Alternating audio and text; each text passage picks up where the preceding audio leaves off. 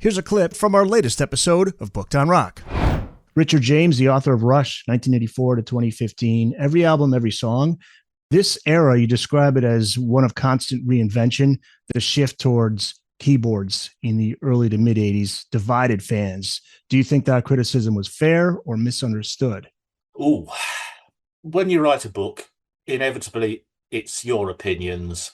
I've got a very good friend of mine, also a massive Rush fan, who I sent all of my drafts up to and said, "What do you think?" And he would come back saying, "Yeah, like that. No, really don't like that." So it's kind of two people wrote the book, and we share the same general view that much of the mid 80s output, they sound like, with the exception of obviously Geddy's voice, Alex's always inventive guitar work and peerless drumming rather, um, just don't sound like the same band.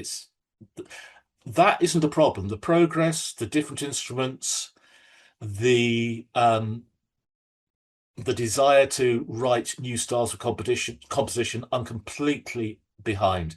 I just don't think some of that material is very good. Some of it is. When they're good in the synth era, they're still good. But parts of it, I felt, when I was listening to the albums again and writing the reviews, I found my mind wandering. And I wanted to note that because it didn't hold me. And Rush music, whatever they're doing, it shouldn't be boring. And to me, it just lacked some flair and some real compositional original ideas. It seemed like they were trying to occasionally sound like other bands of the time in the general shortening and sort of the almost pop song nature of some of the synth era. Yeah, I wonder how much of that has to do with the departure of Terry Brown. Grace Under Pressure is that first album you cover. How much did the lack of a producer, a strong producer, impact the final product there? That was something that came to the fore reading up about Grace Under Pressure, with Peter Henderson at the helm. And he wasn't the first choice, but he proved to be the man who, delivered the goods in the end. There's a quote somewhere in the book from Geddy saying he couldn't make a decision. And that's what you need in a producer. Somebody who says, yeah, that's really good, or let's not do that, let's think about that, or Alex, you played something there, love it. That kind of guiding, cohesive force. At the end of the first volume, where Brown and the band parted ways, Terry Brown's thoughts are that he didn't like the direction the band were intent on pursuing, and he didn't, whilst not, he wasn't against keyboards, he was against keyboards taking over to the extent that they did. Signals is a mostly fantastic album, but it would be stronger if the guitar was more prominent. Subdivisions, brilliant opener, but it's swamped with the synths.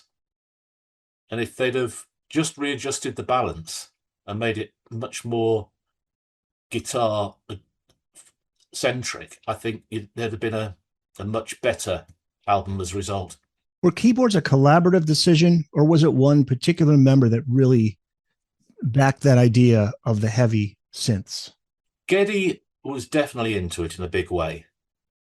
Neil, getting into the electronic percussion, saw the potential for broadening the sound of the band beyond the kind of power trio with the occasional synth in the background, to really expanding the sonic universe that they could create.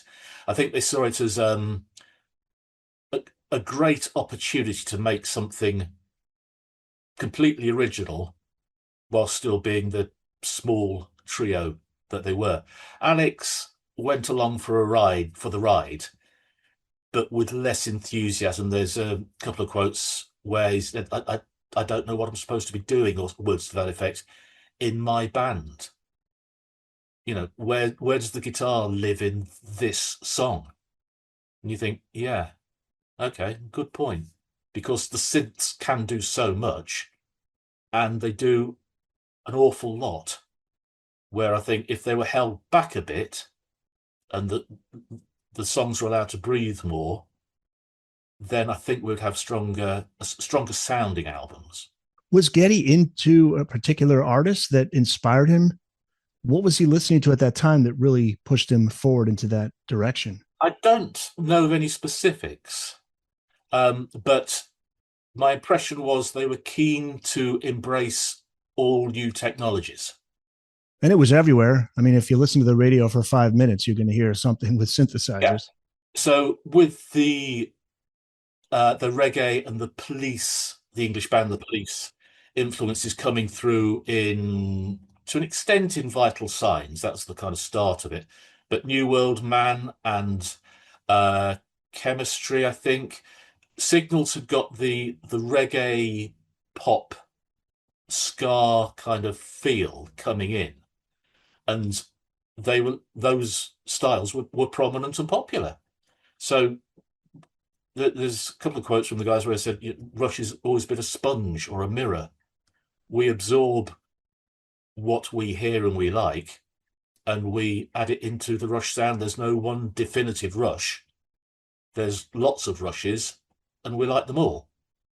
And so I'm not criticizing them at all for where I am criticizing. It's not the instrumentation per se. It's songs that aren't very exciting or don't really hit home in the way that. Take an example: Power Windows, Big Money, brilliant. Grand Designs, another great song. Manhattan Project, superb. Marathon, all of that first side are good compositions. They really are. The second side, I just find it dull. And I tried to.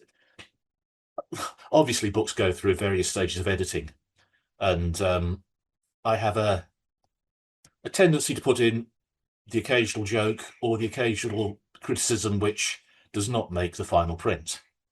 Which is fair enough. You write what you write, and then the editor's got the sole control. But I found it really difficult, especially with the second side of Power Windows and some of the tracks on Hold Your Fire, to find positive things to say.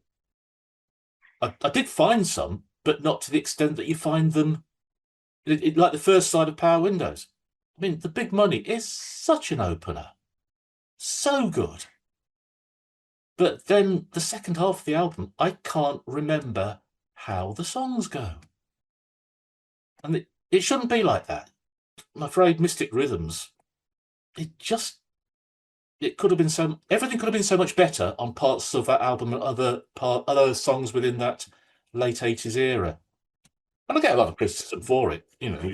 I hate the synth era. No, I don't. I don't hate anything about Rush. I even like the first album when they were being Led Zeppelin with bits of Rush. There's a lot to admire in every album, but I think there was a dip in the kind of, not in the integrity, but the compositional flair. I don't think what was present on Moving Pictures and Permanent Waves seemed to not flatline, but cruise. Listen to the full episode wherever you get your podcasts.